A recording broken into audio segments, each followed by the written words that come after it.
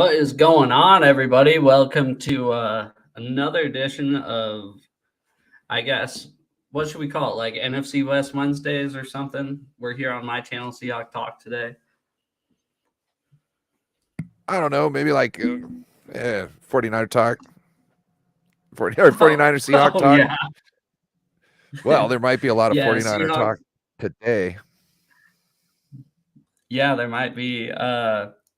Yeah, there's been some big stuff going on. So why don't you tell me about, I guess, the owners' meetings?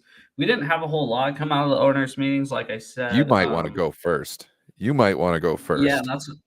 that's what I'm saying. So basically, the only thing that came out of the owners' meetings is that I guess our plan is to keep Jamal Adams on our team, which I mean, it was kind of like a 50-50 deal. People are just kind of speculating.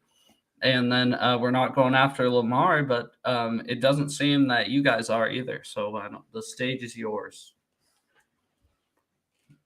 Yeah, wow, What up, Brian? Yeah, what up, Brian? And John, thanks for tuning in. You guys rock. So what was your expectations on Adams? Real quick. I don't want to just gloss that one over. No, it's fine. I thought we were going to keep him. I thought like I think me and you talked about this before, kind of use him like a Deebo Samuel of the defense, kind of a positionless defensive player, because he's, how can I explain it? But doing that, don't you make your defense weaker? I don't know. He's kind of like a jack of all trades, right? So he's not great at one thing, but he's good at many things, if that makes sense. So why not just leave him as like a hybrid linebacker, safety, defensive lineman? Because he can kind of do it all, and we're paying him a bunch of money, so we might as well have him on the team.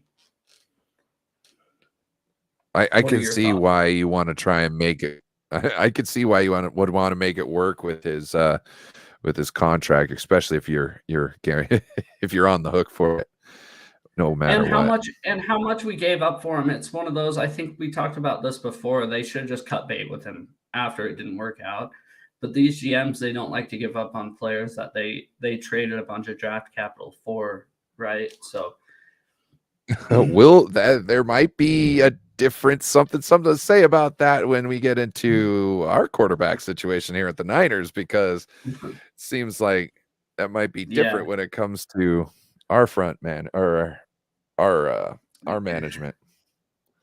Yeah, so I basically wrote that as one of my questions for today's show. I basically said, WTF is going on at quarterback, splitting first team reps, ? So why don't you go ahead and explain? Well, let me get into some other things first. Okay. John Lynch said that our Gonzalez, the kicker we picked up from Carolina, he said he's a guy, he's not our guy, essentially. So he's not necessarily the starter for next season. So there's ways to go. The 49ers are still looking at options as far as kickers. So I know that might not seem big to you, but I think going into the year that we're going into, I think we need to have some sort of either stability or have some sort of weapon in the kicking position. So if we were able to get Robbie Gould back, or if we were able to draft one of the three good kickers in the draft, I don't know if we're going to be able to get Moody. I think Moody would be the signal in time for us to move up and get one. Get one of the other ones. That's the 49ers plan. But yeah, kicking I think is going to be a big thing this year if we can't, because we're starting with, what up, Nathan? We're starting with Trey Lance, who's essentially a rookie quarterback, or Sam Darnold, which we'll get into this. Sam Darnold, who is seen ghosts, and now he's on the 49ers. So yeah, the kicking game would be helpful, especially somebody who can boot it. You know what I mean? At a distance. It gives you more options when you're kind of winding down on a drive and you're not in the red zone. So when it comes to quarterback, there's lots of things said. Yeah, You've so got so they John Lynch. basically said they're not going after Lamar, right? Yes. Well, that was Kyle Shanahan. He said Mhm. that I'm happy with the guys we got. You know what I mean? Like my room's full pretty much. And the 49ers can't go after Lamar until at least after the draft. And you can't keep Nick Bosa on the team and have Lamar Jackson. Yeah, so that's what well, go ahead about that. I kind of had a question And about Nick Bosa. and then So. and then I also want to kind of marry that into, I think it was Jed York, the owner of the 49ers, who said the plan is essentially to be cheap at the quarterback position and spend the money on all the weapons. Mhm. And that's how they're going to get. I don't think that's a bad move. I mean, that's how I think It's not NFL if you can't, teams if you go can't, ahead. if it's not a bad idea if you can find these guys on a regular basis. You know what I Yeah. mean? We got Brock Purdy Mhm. for 3 years. If he goes to a Super Bowl, do you think the same scenario, you're going to be able to keep him at the salary he's at or anything close to it? No. So you have to have somebody in the building at all times who doesn't cost much. You know what I mean? So you're going to have to be drafting these late round quarterbacks, and you're going to have to be hitting on them. Yeah, and who knows if you're going to hit on them, because look at how many don't pan out. Yep. And I mean, so Russell Wilson was a gem for us, but I mean, before and after that, look at how many late round picks haven't worked out. I mean, Hasselbeck was a 6th rounder, but then again, he got to back up Brett Favre for a long time, and then we traded for him because Mike Holmgren already knew who he was. So you want to hear a hell of a stat? go ahead. The 49ers, their 7th round picks, I think, I can't remember what the time frame was, but it's definitely in this regime, but they've only had 1 7th round pick not make the team. Oh, really? That's how well they're drafted. They're like, they draft better in the 4th or the 5th, the 6th, and the 7th round than any other team. And in fact, it was leaked this year. Well, it wasn't leaked. John Lynch told us they're starting from the back of the draft and going forward. There's no sense of really going, because you're picking in the end of the 3rd round, right? Yeah, pick 99 as your guy's first pick, right? Yeah. So I think they're happy it's staying where they're at, and I think they're just going to do their due diligence all the way up the draft. So, man, like, that's when I heard that stat, I was like, holy moly. I was thinking about this earlier today. I said it on the last stream. I think what they should do once they get, like next year, the 1st round pick, just take your 1st round pick and trade it for somebody's next year's 1st round pick. Mm-hmm. And then you move back with it. Like you pick up, like a 5th, a 6th, or 7th, a couple of this and that, because you're not getting the same value for the 1st round for next year. So you make up for that and other picks, and then you stack your deck. Next year, you're going to have 2 1st round picks that you've bartered one off. And especially if you trade to a shit team, or a team that you think is going to do shit. Yeah. Right. Well, people need to move up. So, you know what I mean? Brian says he likes DTR. I really like DTR. DTR seemed like he would fit with you guys perfect. I mean, he is an athletic freak, right? So he ran all over the Huskies last year. But this is the thing. It's not like just you and I see this, and there's people who are getting paid good money to go through the tape right now. And he's one of those I'm expecting to shoot up the list. You think? You know what I mean? Yeah. Kinda. Well, I've been pounding Hendon Hooker's drum, right? I've been pounding it since he's shooting up the list too. I started doing this, which was pardon. It seems like he's going up the list too. Yeah, so I was gonna say you've been talking to me for what, like 3 or 4 weeks? Not very long, right? But I've been saying this for a long time. Hendon Hooker, Hendon Hooker. Mike, I don't remember his last name. Uh, thank you, Corey. Um, dude, somebody projected him going 5th overall, which I think would be dumb. I think that would be very dumb because I was thinking we can get him in the 2nd, 3rd round, but somebody projected him going 5th overall, and it was a guy at the NFL Network. It wasn't a. It was Mike Tannenbaum projecting him to go 5th overall at the Seahawks. I don't like him that early. So I think there's kind of back channels to where people kind of know where people are evaluating people inside the league. So I don't really see people other than like outlying teams that do dumb stuff. You know what I mean? That just kind of, like the Raiders used to do back in the day. Or like, yeah, that's great. We're going to pick this guy in the first. Yep, we're going to make a statement here. We're going to pick the kicker with the first pick of the draft. You know what I mean? Like, no. But with other teams, I think there's kind of a good consensus on when people are going to go. So I don't think you need to. I think they kind of tamper their own expectations down. They like keep a nice center keel. So that's why I don't, like people don't just scream up the boards. People normally just fall down them, Yeah. And I think that's that back channel. You know what I mean? Yeah, no, I get you 100%. But back to what you were saying about the 49ers and quarterback news. Sorry, or I guess the 49ers and the owner meetings. Yes. What all are you hearing from there? Yeah, there's a lot. So, John Lynch said that Brock Purdy is the leader of the clubhouse. He said he's right now, if he was healthy, he would be starting, or he would be like perceived as number one. There would be a competition if they were both healthy. Then Kyle Shanahan. Well, okay. So then Kyle Shanahan explained that Brock Purdy's surgery, we'll know after 3 months how long it will take. It could take 6 months altogether, or it could take up to 8 months altogether.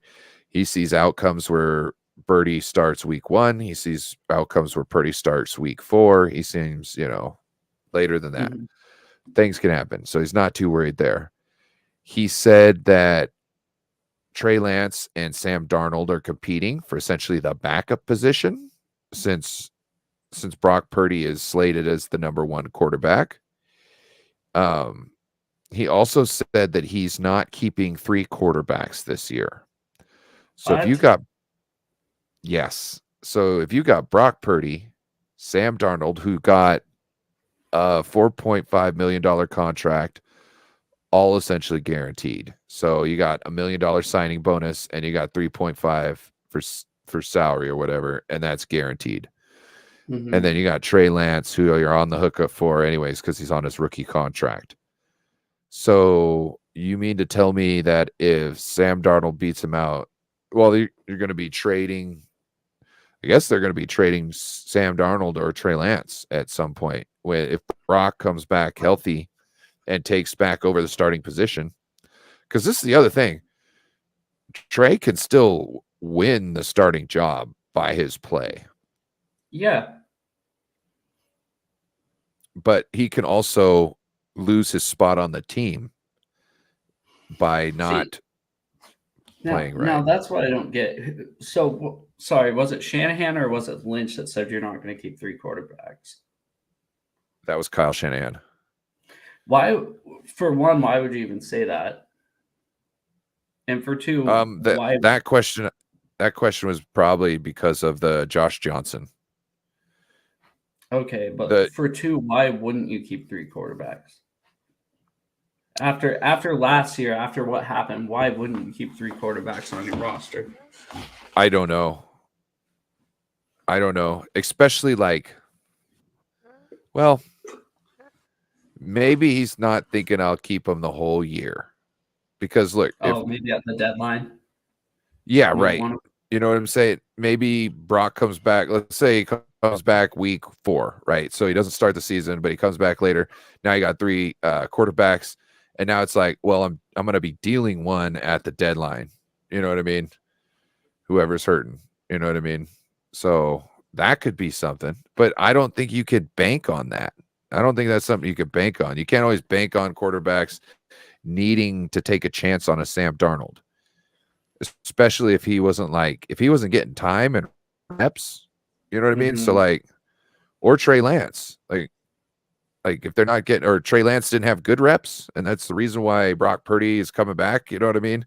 And Sam Darnold didn't take over because maybe he had bad reps too. So it's not I'm something to just one of bank those on. guys after seeing that NFC Championship game.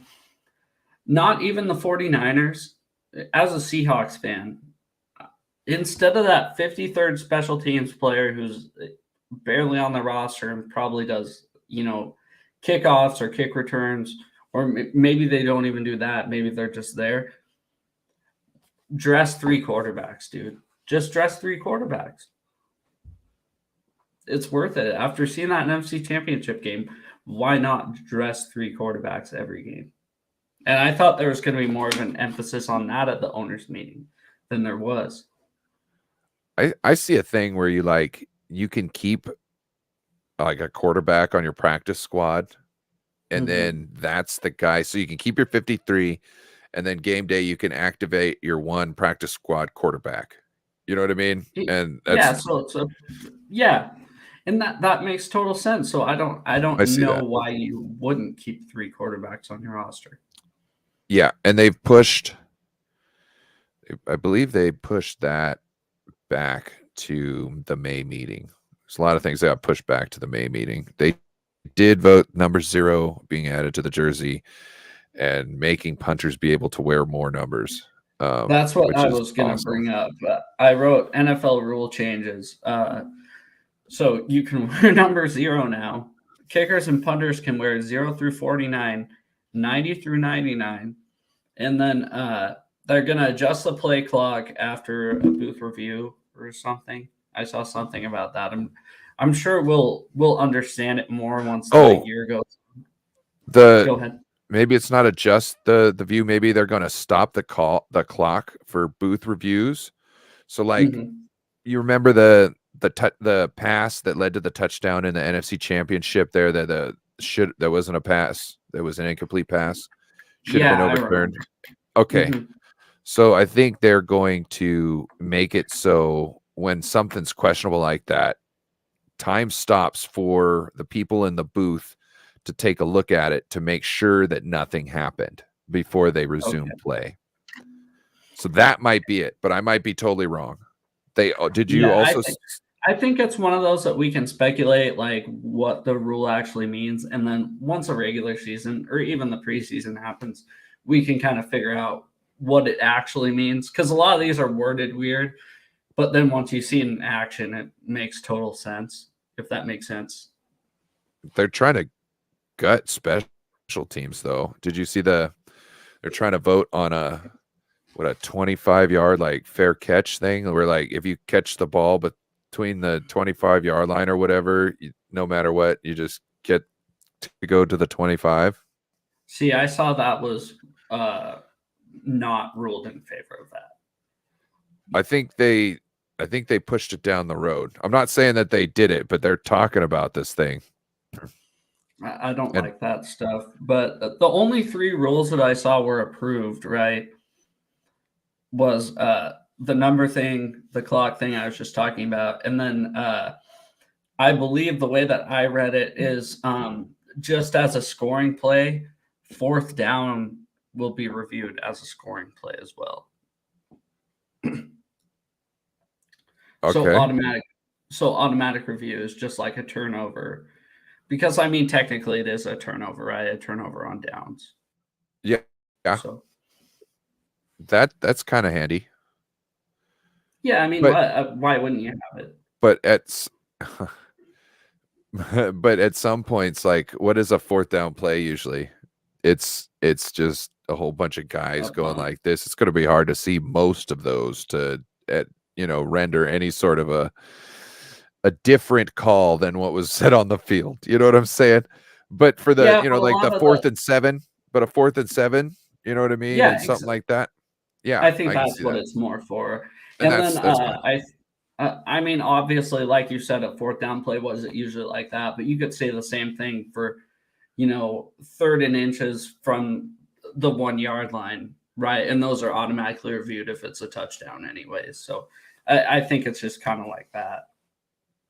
I think we could take if we had people watching the game and Mhm. watching, like, holding on the offensive line, look, let's just say, penalties in that offensive line, the scrimmage area, and then like somebody to watch down the field play side.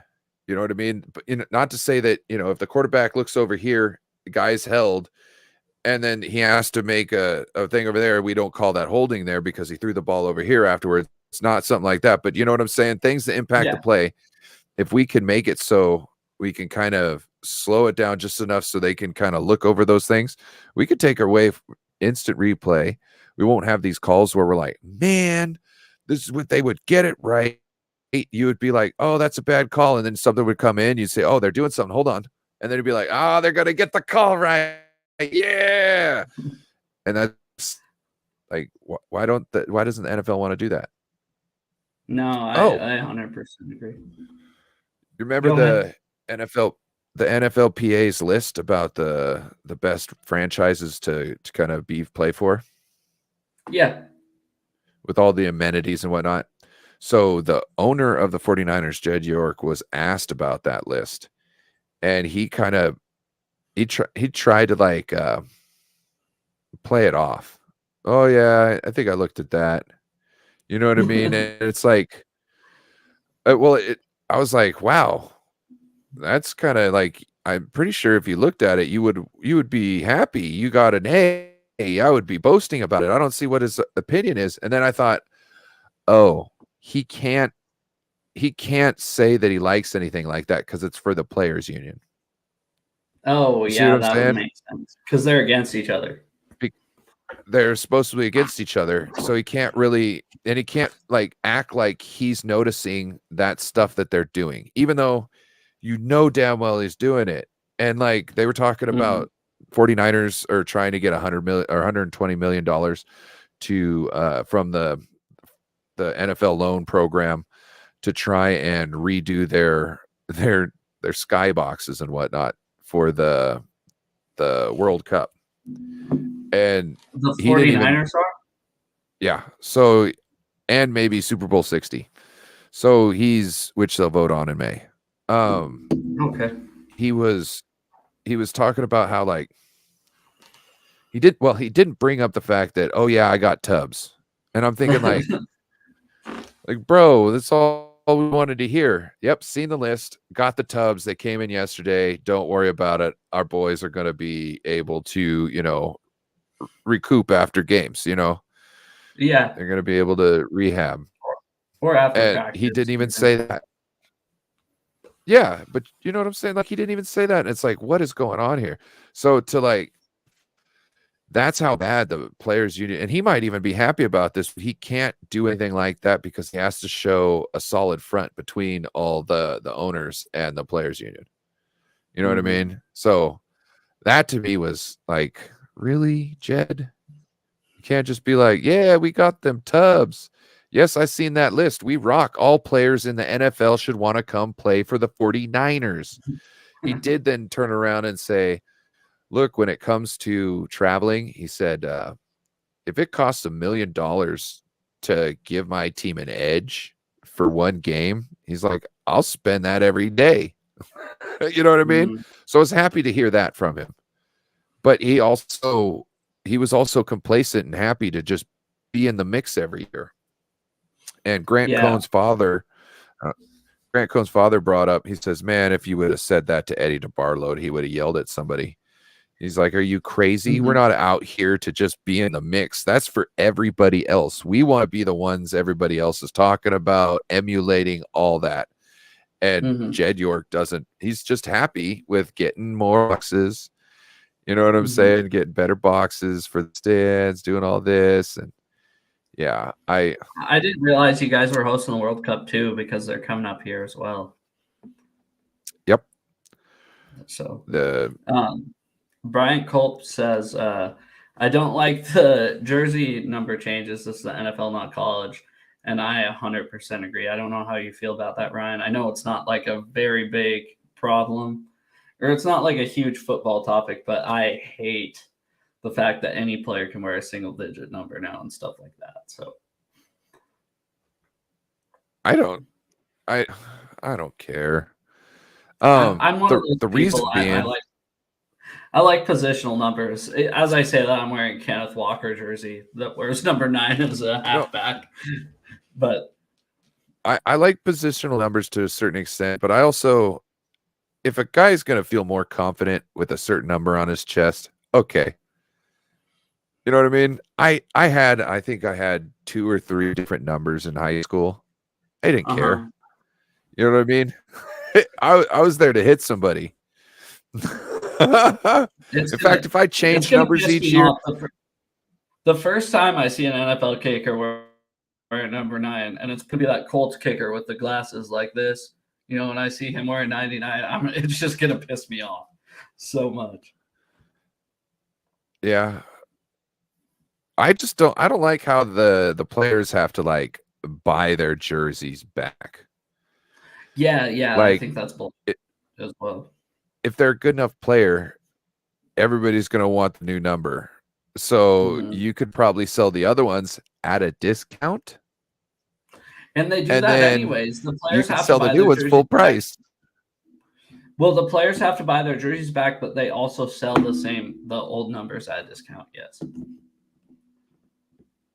Yeah. So what's the problem? Just you're I don't charging like. way more than it costs. Yeah.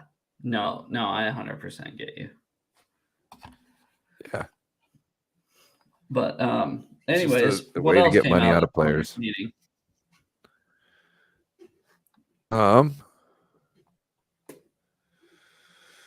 Oh gosh.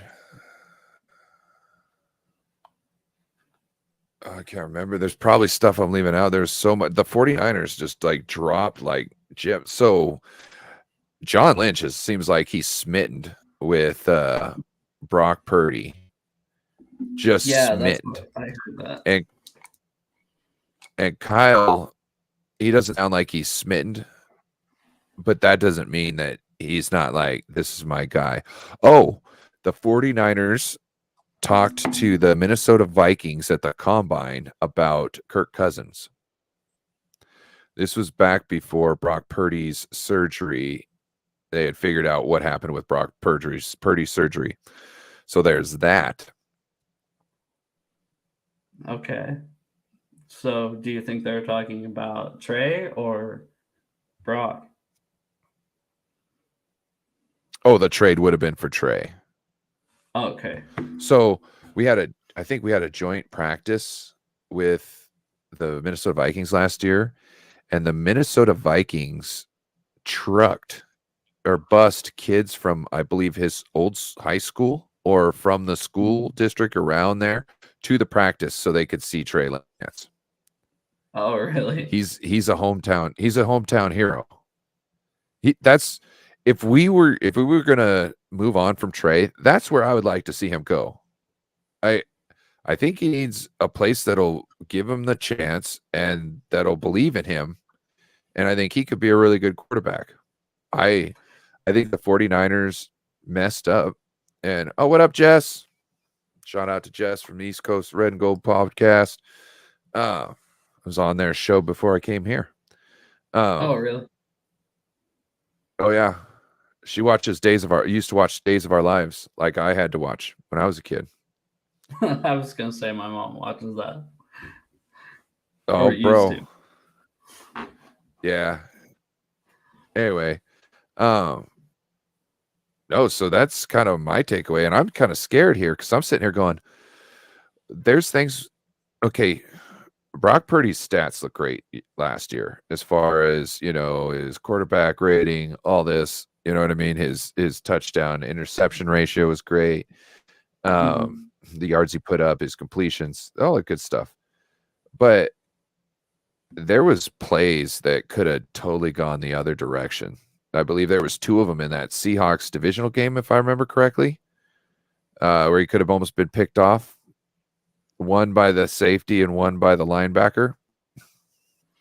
Okay. Yeah, I try to forget that game as much as possible, but yeah, I'm just saying that. So, I didn't know if you remember that, but so it's things like that where I'm like, okay, well, so if somebody's, a foot closer one way, you know what I mean? That could have totally been different. So I'm like, I don't want to, just like, I got to pump the brakes because last time we just fell in love with somebody and went all in on him. It was Jimmy G, and we were sunk in on him, and we figured out his weaknesses after the rest of the league did. And Brock Purdy has got almost the same skill set as Jimmy G, except he's got a more between the ears and a little better feet. So I'm worried about him getting put in almost the same box as Jimmy G, and then we're back to square one, talking about running the ball, every play except for 8 in two playoff games. Like, he literally had 12 attempts in 2 football games in the playoffs. Jimmy G did. Jimmy G. Oh, okay. Jimmy G either threw an interception or almost threw this interception against the Vikings, I believe. And for the next 6 quarters, he threw like 12 attempts, and the rest of them were just rushing. We went through the Green Bay Packers with, I think, 6 or 8 attempts. He had 8 attempts in the Green Bay Packers championship game. Wow. So I don't, and if we're talking about, we can't keep, all these quarterbacks, then it's like, so you're going to think that Brock Purdy's your guy. And then before he even comes back, and then the league, like, he's also injured right now, so he can't make those improvements off the next seasons. You know what I mean? Like last season, figure out, hey, I did a good job. This is the thing I need to work on. He's trying to figure out how to throw again in a couple of months. So he's behind. You know what I mean? And if the league had found anything about him, he hasn't made any corrections up to this point. So he could come out week, first start, even though he has time with the team, figured things out, got the chemistry back. They might have figured something about him where they shut him down to the point where, he's not effective as he was. And we start going back to the 24 points a game. So exactly. There's a lot, and I don't want him to just like trade away Trey Lance without giving him a chance to kind of figure out what we got in him. No, and I think he will have his chance. See, and yes, I think he will have his chance, but the thing is Kyle Shanahan is the one in charge of his chance. And last time he had his chance, Kyle just was like, yeah, you're going to be Lamar Jackson. And it's like, no, we don't want him to be like Lamar Jackson. We like his feet because he can get out of trouble. We don't like his feet because we think he can run outside zone. You know what I mean? Like, he bootlegs really well out to the side and he doesn't get sacked. So he's not that slow, but we don't need to be running him like we do. We need him learning how to run the 49ers offense. And then it needs to be mixed in with some things that he's comfortable with. So on 3rd and long, you can go back to something he used to do in college or something he's comfortable with real quick until he can get that pocket passing stuff down that you want so much. But I don't want to give him the time. Yeah, no, and I was going to ask you, I guess. I mean, so is this Nick Bosa's last year on his rookie contract? Or does he have 2 years? Well, I think they signed I can't remember. I think this next season is his last season, but they're going to do the restructure thing. I think they should be doing the restructure thing, so he might even cost less. Okay. No, I was just than he was intending to this year. I know their defense is killer. Nick Bosa is really like I'd argue that Fred Warner is the the real general of that defense, but Nick Bosa is what everybody's Yes. afraid of. I was just wondering, He's the linchpin. Yeah, so, but boy, with Lamar Jackson, your guys' offense would be so freaking scary. And I don't know. It's almost like I guess the question is, hypothetically, would you guys be willing to get rid of Nick Bosa for Lamar? I'm sure, like as far as the fan base, I'm sure that's split, and I don't know what the percentage would be.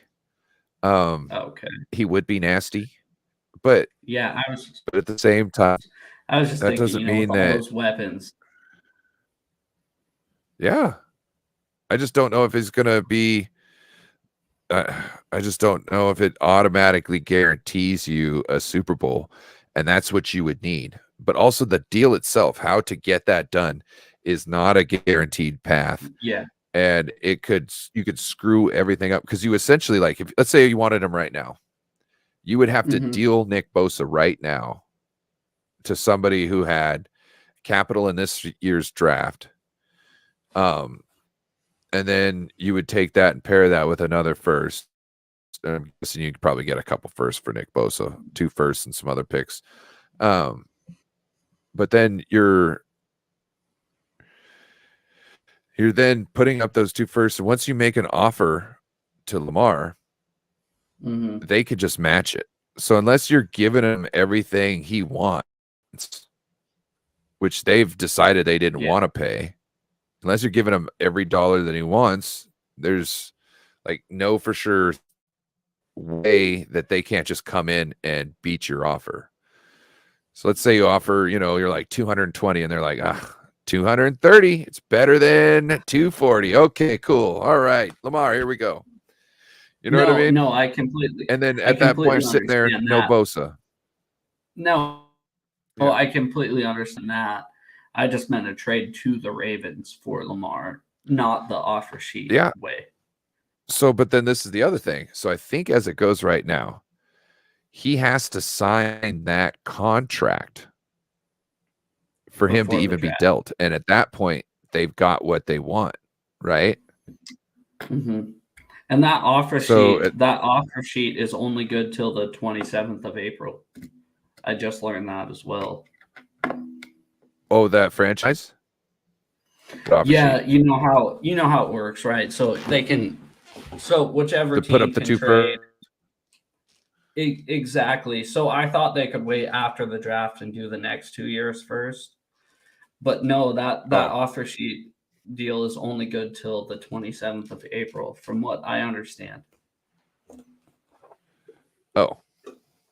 So unless you're going to give Nick Bosa straight up for Lamar, I don't think it would work. And I don't think you guys would want to do that. But yeah, you're talking about you have to give him all his contract and you give up Nick Bosa. It's like I said, to trade him straight across with him. Like I said, once he signs that contract, I think they could just do whatever they want. Yeah. And that would be keeping him. And it would be cheaper than what he was looking for. Yeah, exactly. So essentially, it would screw him out of going anywhere. Because I just feel like, as far as I know, I'm not saying that that's 100%.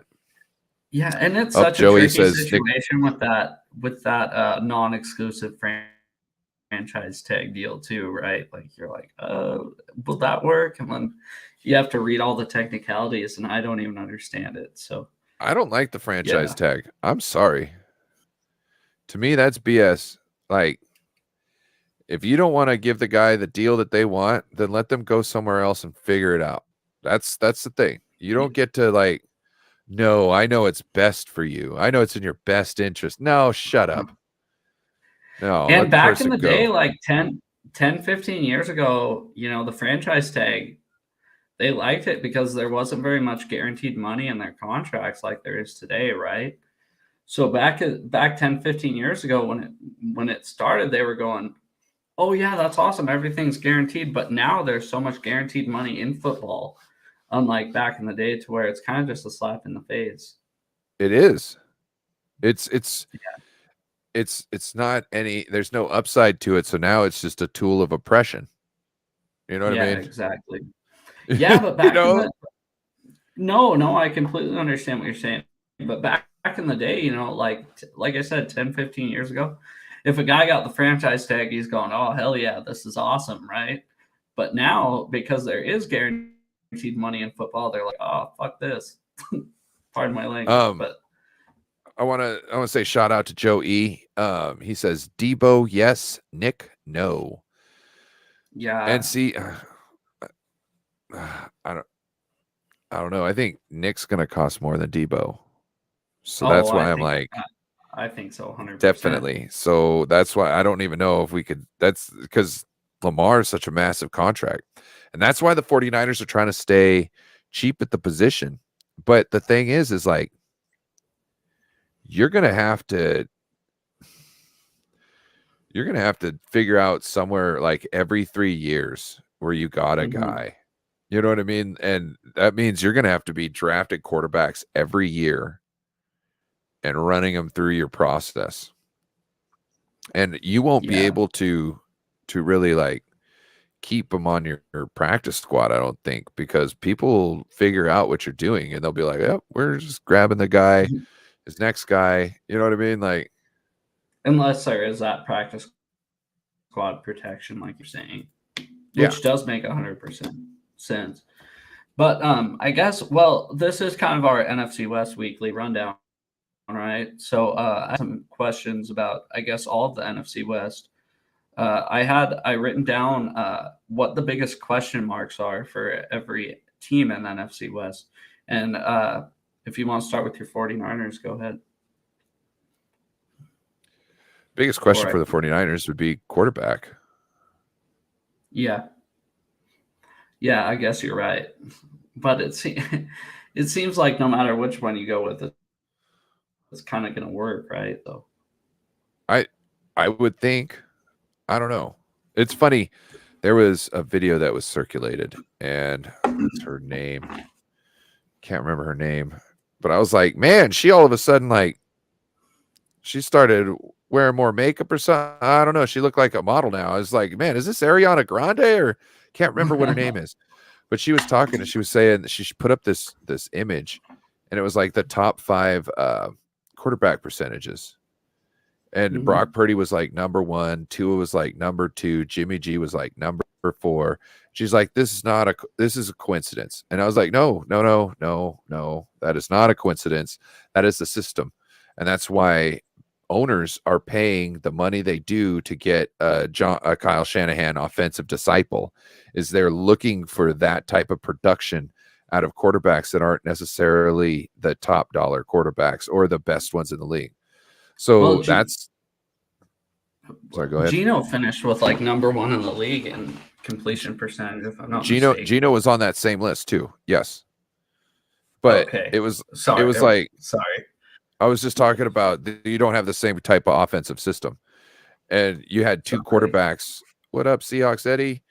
We had 2 quarterbacks in the same system. Well, 3 quarterbacks in the same system that were all in the That were on the list. top 5. And Yeah. that's because of the system. And so like it just I'm just kind of sick that if this is what they've been looking for the whole time is just some of these guys, then why'd we move up and give all that capital to get somebody like Trey Lance when we could have just stayed there at 12 and got somebody and they probably would have worked. Well, yeah, and as a Seahawks looking at it, right? Like we hope some team wants to do what the 49ers did and move up for Anthony Richardson or move up for Will Levis and hope that that's that guy and hope that we can get the capital in return that you guys got or that you guys gave up. But I don't think it's going to happen. I thought Yeah. I thought that I don't think the 49ers make very many like bozo moves, if that makes sense. But I think that was one of them. If they could take it back, I almost guarantee they would. What your thoughts? Yeah. I guess. I Sorry. I don't like it. I'm like, if you're not going to, you knew it was a project. Mm-hmm. So there's rumors that Kyle thought he was faster So you drafted him because you were going to run him like a running back until he could figure it out? That doesn't make sense. You know what I Yeah. mean? That if you want a quarterback who's going to be proficient in your system, you want him to be in the system doing what your system is and not like doing a whole different offense. How are they going to figure out your other offense if they're running another offense? Yeah. So it makes no sense to me. And it seems like, and this was all supposedly spurred on because Kyle thought Jimmy G could have came back, or James Garoppolo. He thought he could have came back James at Richard. David the McNider's watching. He's not going to let you live it down. yeah. They said that Jimmy not coming back at the end of the 2020 season when Kyle thought he could have came back made him go to John Lynch and say, we need to move up in the draft. I need a guy. And they did that. And then this is the outcome. You ended up keeping James Garoppolo for 2 more years after that and squandering all that draft capital. Next year, we're finally going to have a first round pick after this. And he's talking like they might trade Trey Lance before that. To me, it's irresponsible. Well, and I mean, you're not going to get those 2 firsts back for Trey Lance. I mean, you'd be crazy if you think that. So why, if he showed he was worth 2 first round picks, you wouldn't be trading him at that point. Mm-hmm. Yeah. Well, and like this is just from an outsider's looking in. If I were to trade for Trey Lance from this point, and call me crazy, but if I were to a quarterback needy team, say I'm the Jets, right, and the Rodgers deal falls through, and I need a quarterback, and it makes sense because Saleh knows him, right? Or does he? Or no, he doesn't. Trey Lance, yeah, no. Right, he doesn't. But Saleh knows the Niners at least, right? So hit him up. What's the most I'm willing to give? Like a second round pick for the guy? What do you think? What do you think he's worth? I've been hearing thirds. Yeah. Okay. And I'm like, that is just crazy. Yeah, and I realize it sucks for you guys because you gave up so much to get him, but like they said, we're not willing to give we're not willing to have 3 quarterbacks. You know what's worse on the team? Kyle and the upper management, they're not going to get put to task for this.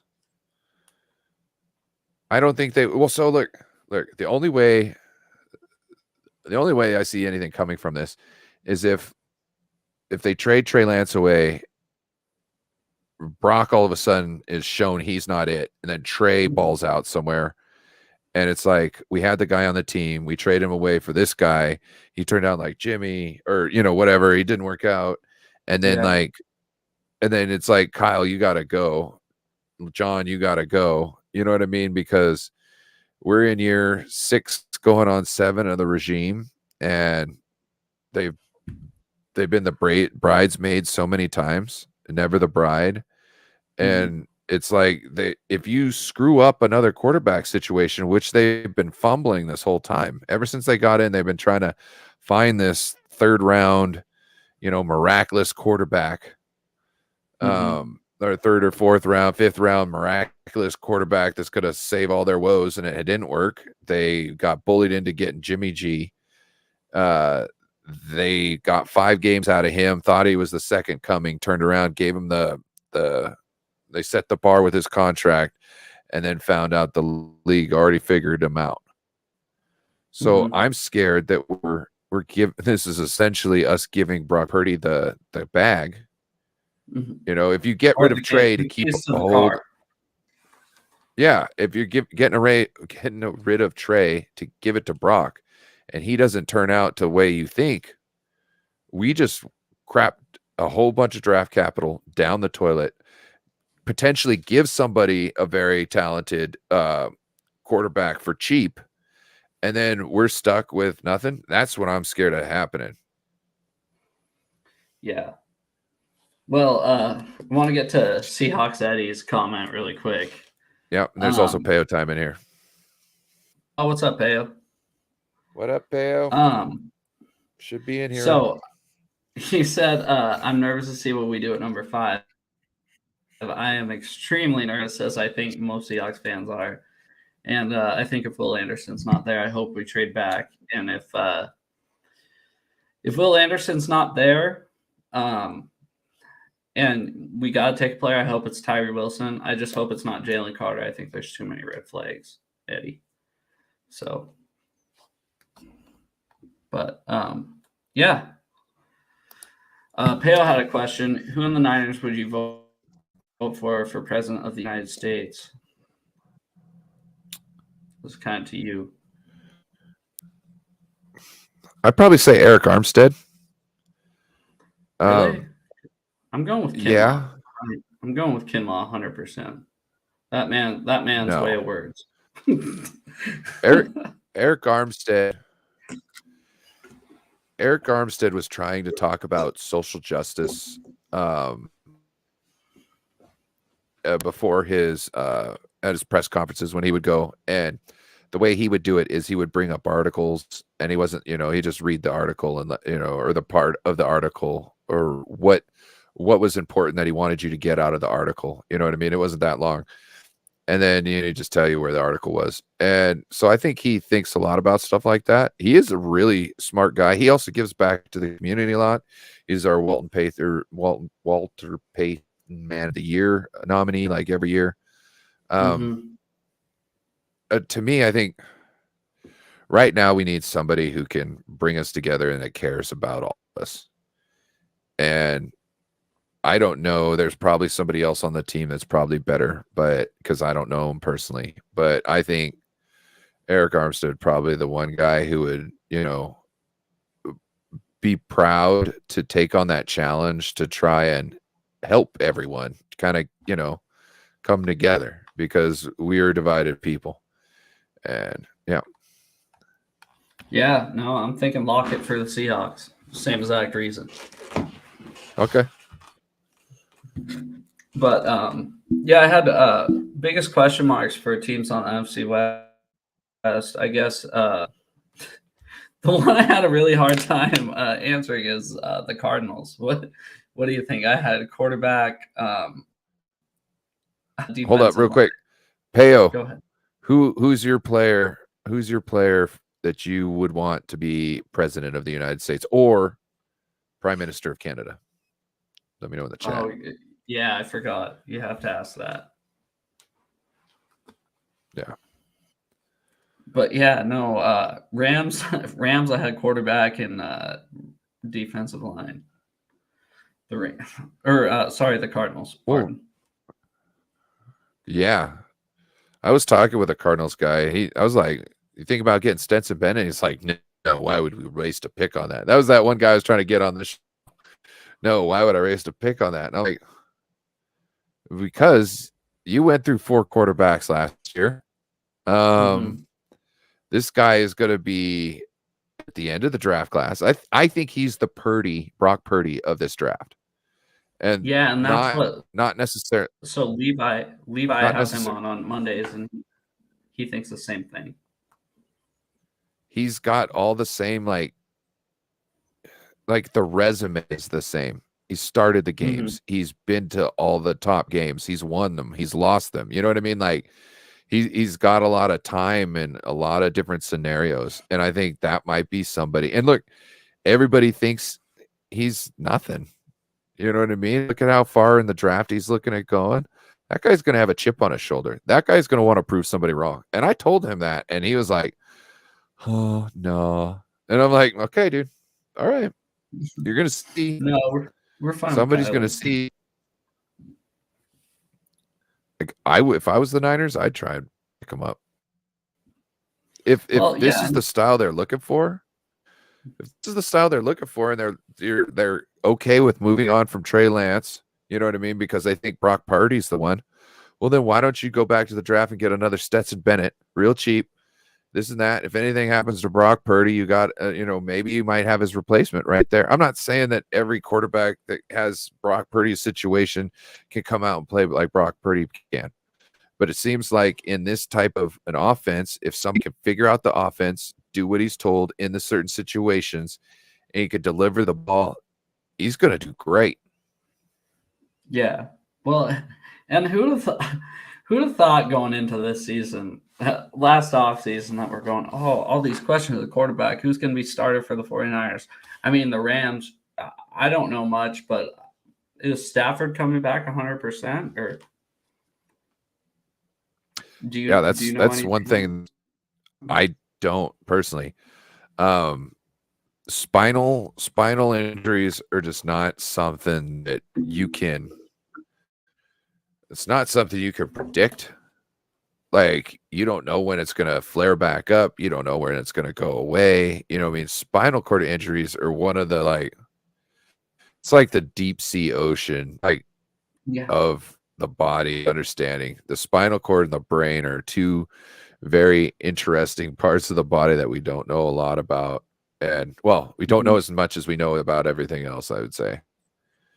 And that it's finicky. So, yeah, I mean, but who'd have thought going into last season, you go, okay, all three other teams have question marks at quarterbacks, but the Seahawks don't. We're going with Geno Smith. I mean, John isn't Lynch that would probably crazy? be another guy to. John Lynch would probably be another guy who'd probably be good for president, and he could probably bring some people together. He could Oh, no. he could sit down and talk some sense into to both people who are screaming. You know what I'm saying? Oh, Hey, no. hey, you know what I'm saying? Joe Like, E he's got that. Joe E means Marshawn. Joe E wants No, Marshawn as president. no. You see That's the what he said. 49ers? I know I'm being a smart ass. Hey, I think I wouldn't mind Lynch would be Marshawn Lynch. I wouldn't mind. the one thing He'd with tell it as Marshawn Lynch. is. Yeah, that's what I was gonna say. He will no bullshit tell you how it is 100% of the time. I want to see Marshawn Lynch opening up Area 51. Come on in, dog. You know what I'm saying? They got some crazy stuff and over he'll treat here. everybody the same too.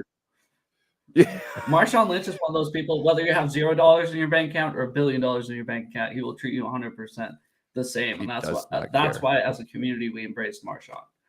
But McVay said Stafford will be a full go. Don't limit this offseason. Okay, that's wonderful. So, Payo's got to go. Got to go. Payo. Take it easy, Payo. But yeah, tackle that like button. But I mean, the Rams, as far as question mark, I don't really know. Marshawn would change the name of money to chicken. Yes.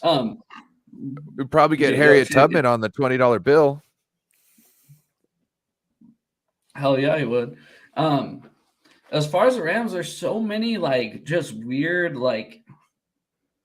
It just seemed like they weren't playing as a team last season, if that makes sense. It just seemed so like it was such a cluster that I don't really know what to think of them going into this season.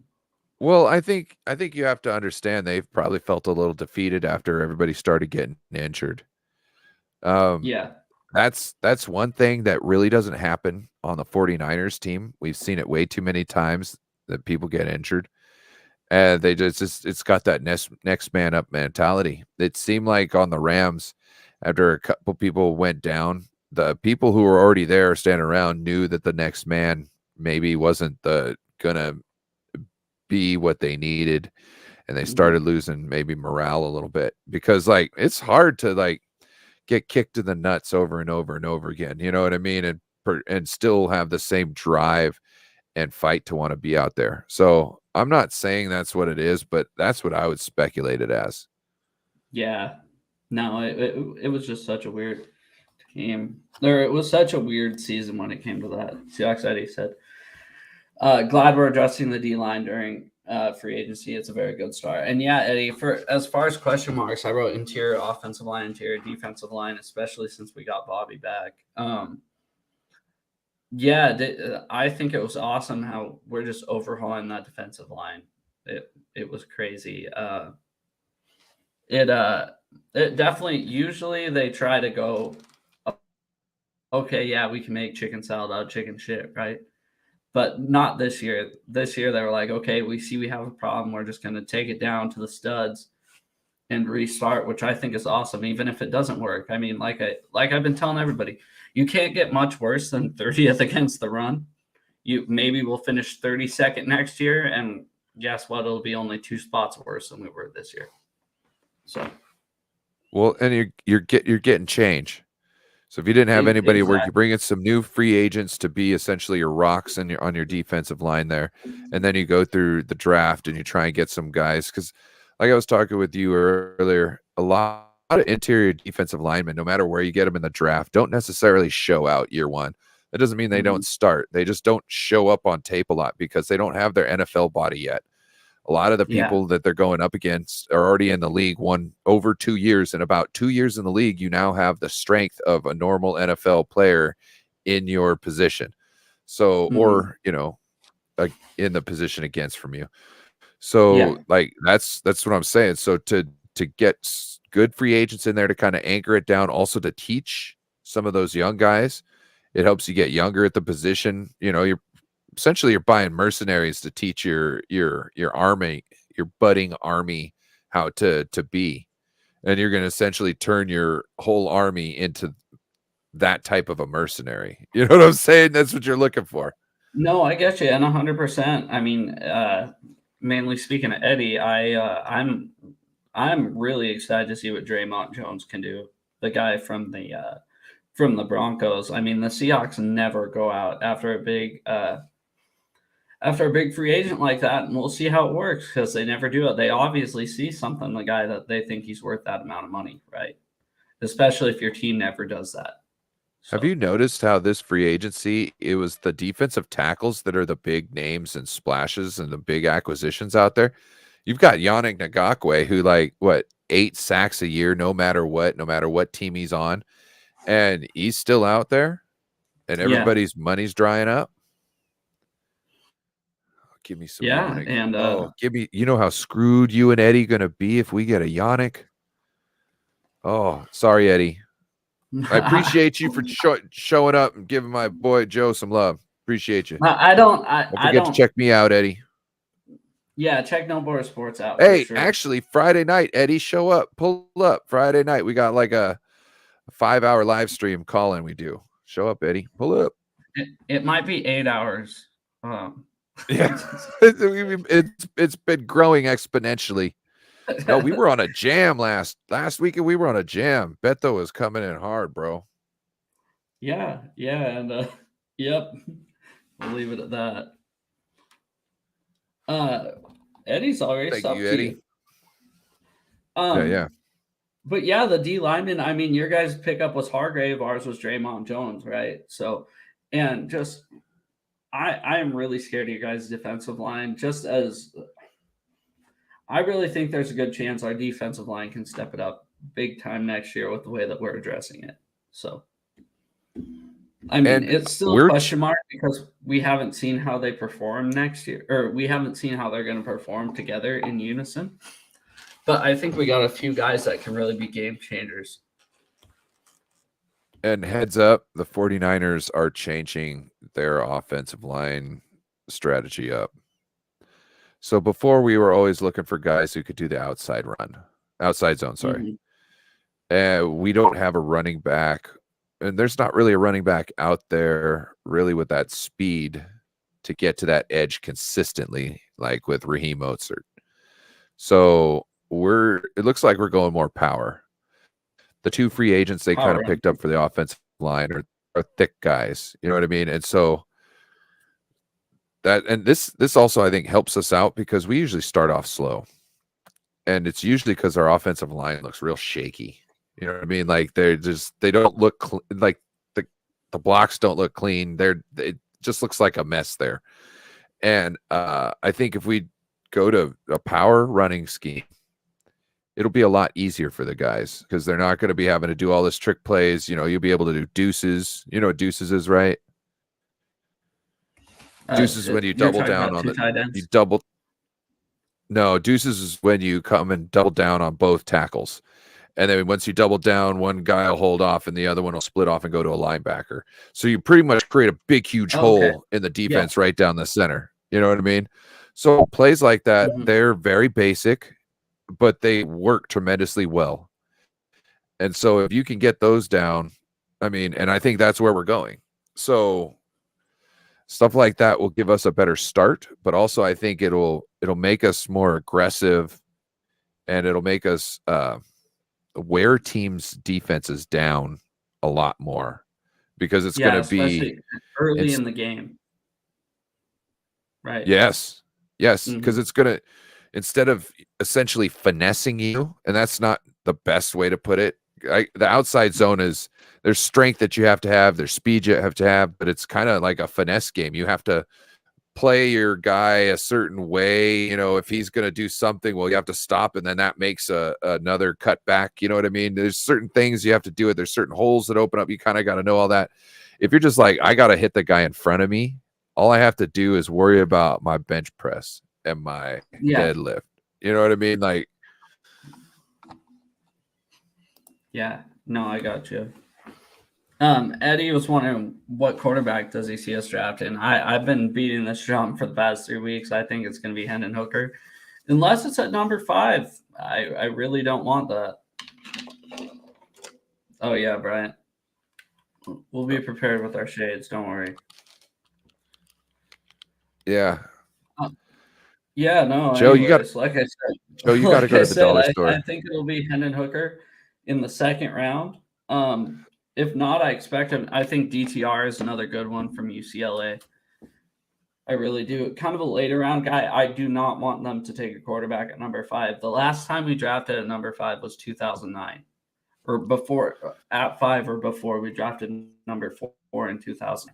So I don't want to give up all this one opportunity just to take a quarterback that might not work out.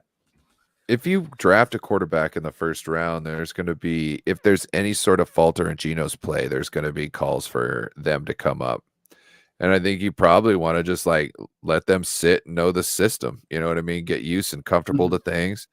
You know, work against the defense. If you guys look, one of the best things about our defense and quarterbacks on our squad is that if you're not the first string quarterback, you're going up against the best defense in the league.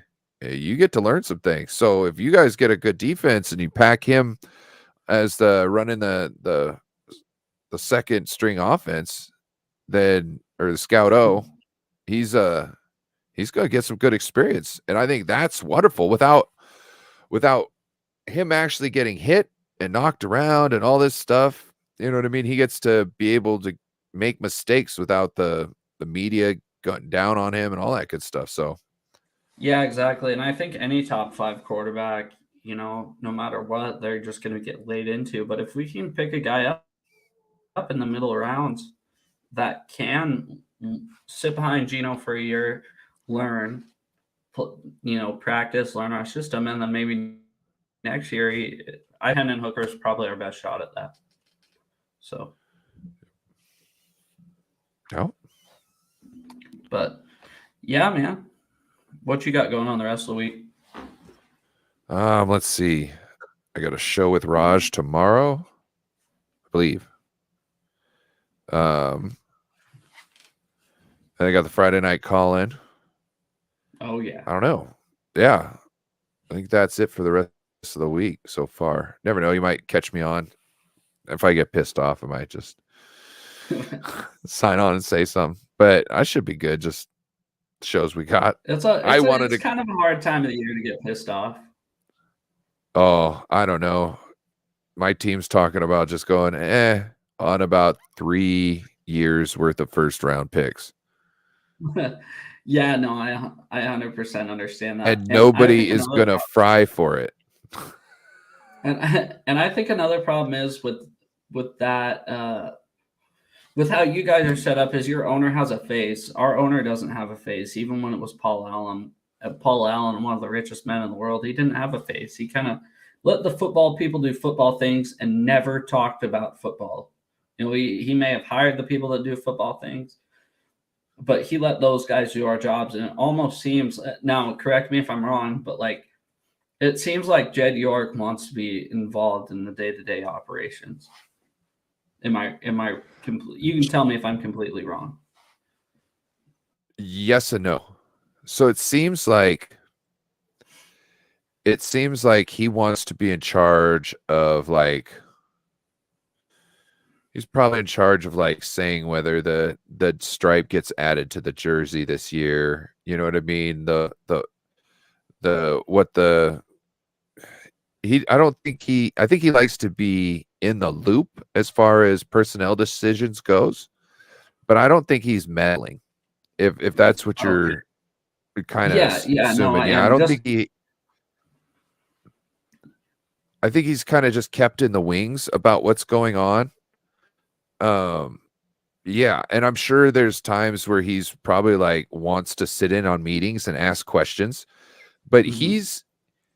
he's made bad decisions before by trying to, I'm guessing, thinking he was doing something right, and he let certain things happen, like they fired Harbaugh instead of firing the general manager Bulky.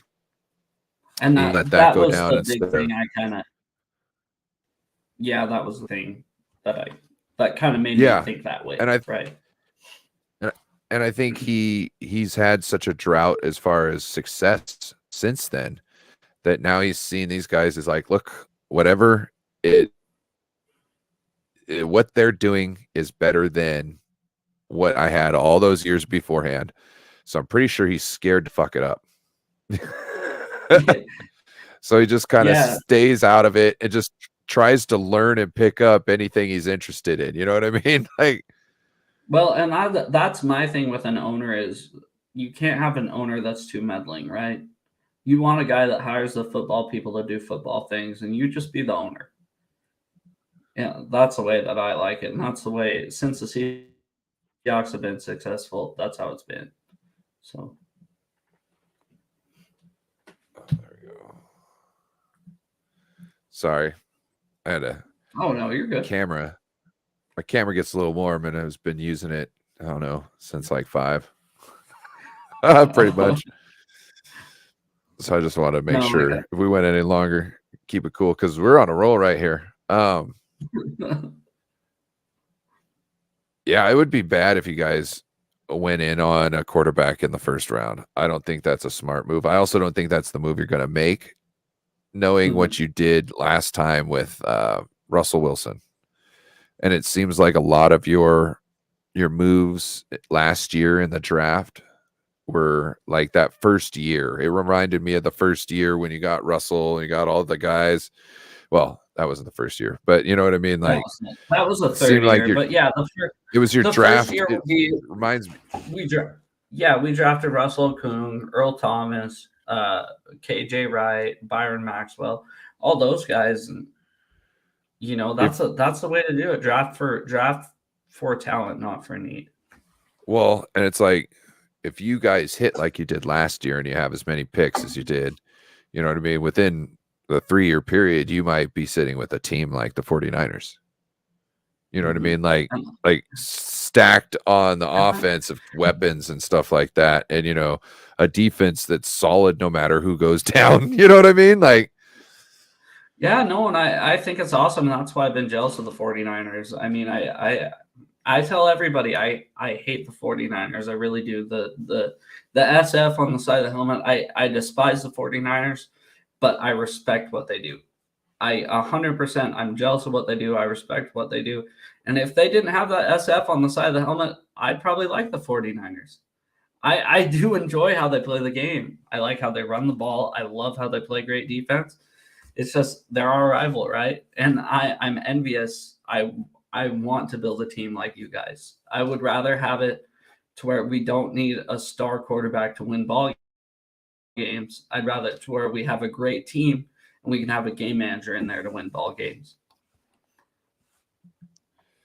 yeah, it's just like not many people have been successful doing it. You know what I mean? There's not a lot of Super Bowl winners that won the Super Bowl without a guy who can, really take it upon himself. And I think that's where the scheme falls apart, or the idea falls apart. Yeah, but that's where, like, when we won the Super Bowl, I get it was 9 years ago now. It's been almost a decade, but when we did it, we built it off a great defense, a great running game, and a quarterback that could manage the game, right? So I'd love to see that again. Because when we started getting away from that, that's when those, 10-6 years, 9-7, 11-5 years came. Not a dominant team. Yeah, but you're also, like, if you're trying to recreate that, you also had a quarterback that could get you first downs with his feet. And that's not always, you can't always find all that in the same package. That's what I'm saying. It'd be hard to totally recreate that. That's why, like, it's easier for the 49ers to do it, because there's more, like,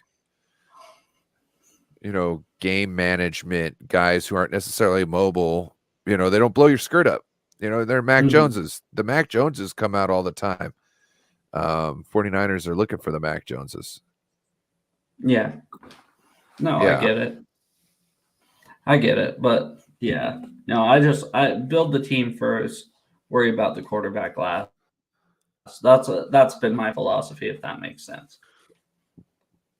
No, I got you. And we got a pretty decent one now. I know, like I've told you this before.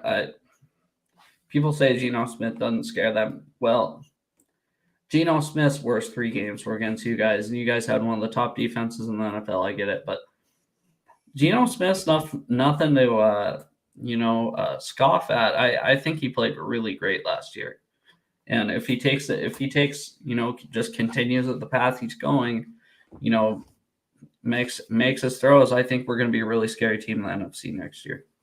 Well, Geno himself doesn't scare me, because Geno doesn't have the qualities to be able to put the game on his back and, do the work of 3 men. You know what I mean? Like, as far as it goes, but what he does have is he's on a team, and he's got great weapons to throw to. He's got 2 guys, and they put themselves in a position to help him and to help the team. And that together is scary. That can go any way at any point in time. You know what I mean? So as long as he's doing what's asked of him in the system, in the specific play, and he can do most of what he's asked, like as far as the pass being mostly accurate, it's nasty. It could be nasty, because those guys like DK can win a matchup. You know what I'm saying? DK can win a matchup. You throw it and look at Lockett. Lockett's open, and he's quick, and he's nasty. And so, like, no, Geno doesn't scare me all by himself, but on your team with those weapons, he's dangerous at any point in time. Well, yeah, and that's the thing. Is like, that's why I think I've almost fell in love with this team more than the last few years, just because it seems like it's much more of a team effort more than a me thing, if that makes sense. Nobody's worried about winning awards at the end of the season. Everybody's worried about the one goal, and that's to win a football game. I want awards. But no, I'm being serious. If the Seahawks. Sorry.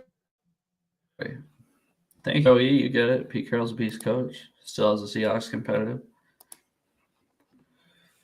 Yeah, I want to shout out Bryant for that, because I did not know that he was the University of Pacific Tiger coach. So, Bryant, shout out to all the good people in the chat tonight coming through. Appreciate you. Yeah, thank everybody. Yeah. Everybody go follow each other or subscribe to each other. Sorry. Yeah, we got a lot of. Yeah, is there anything else NFC West that you wanted to cover today, or? I need to start looking into the other teams, since we don't have anyone who wants to represent them. But I don't know.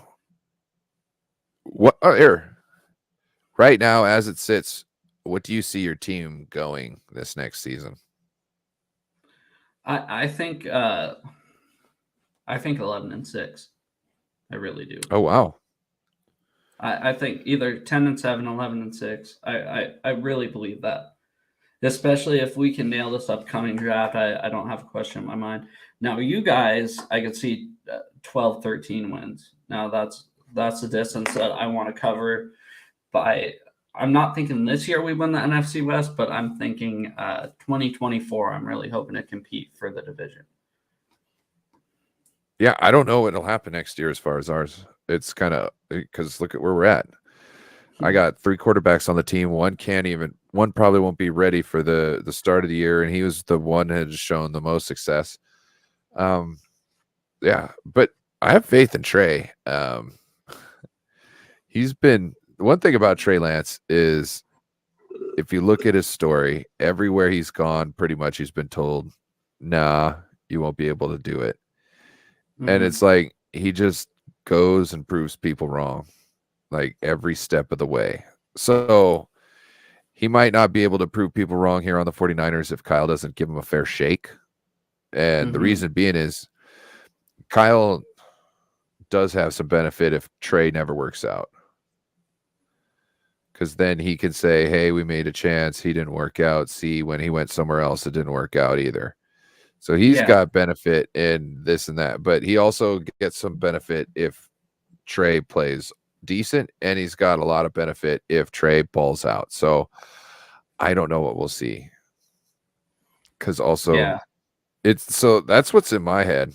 I have no idea what's going on. And I got like 3 years worth of first round picks that's just been like wasted essentially. Probably we'll see how it goes, but it could potentially just be thrown in the trash. I actually like Bryant Culp's comment here. I don't know if you see it. Arizona plus slightly lazy. Oh man, that's awesome. Oh, hey Bryant, we need to make that a shirt. Yeah, he's got the capabilities. Right? We need to make that a shirt. We could put that link underneath our shows. Yeah, we'll go. This segment's sponsored by Bryant Culp and his lazy T-shirt. But yeah, no, it's good. I think it's going to be a tougher division than most people think. I really do. Well, at least the top 2 teams. I think the Seahawks and the Niners are going to battle it out a little more than people think. What do you think the Seahawks will do this year, I guess, as things sit how they are right now? I think, I don't know, that you could have a little bit of second year growing pains. You think? Yeah. Well, I don't know. If anything happens with Geno and like let's say there's something on tape that people figure out, you know what I mean? Because it seems like he's made a leap in his game. If he doesn't try and make another leap, will he be able to stay on the edge or will he fall off of it? That's kind of where I'm at right here. Yeah, it is kind of a question mark, but he seems like one of those guys that'll just keep, striving, honestly. I'm sure he's got his first real taste of money, or his chance to actually prove himself. And I'm sure he's going to do everything he can. You never know if it's going to be enough, you know what I mean? Or the right thing to work on. So who knows? Yeah. But, yeah, hell yeah. You ready to do this next week or what? Oh yeah. Next week, my spot. Okay. Yeah, we're going to be on No Border Sports next week. If you don't follow Ryan, make sure to go subscribe so you don't miss it. Also, make sure you follow Bryant Culp. I'll be on his show on Sunday morning at, I think, 9 a.m., hopefully not 8 a.m. this time. So, yeah, you got anybody else you want to give a shout out to? Or yeah, shout out to Corey Davis, Corey Lockdown Davis. Sure. Make sure you go over, subscribe to Corey's channel. I also do shows with Mariah from 49er Faithfully podcast. I do shows with Beto from Niner Sickness.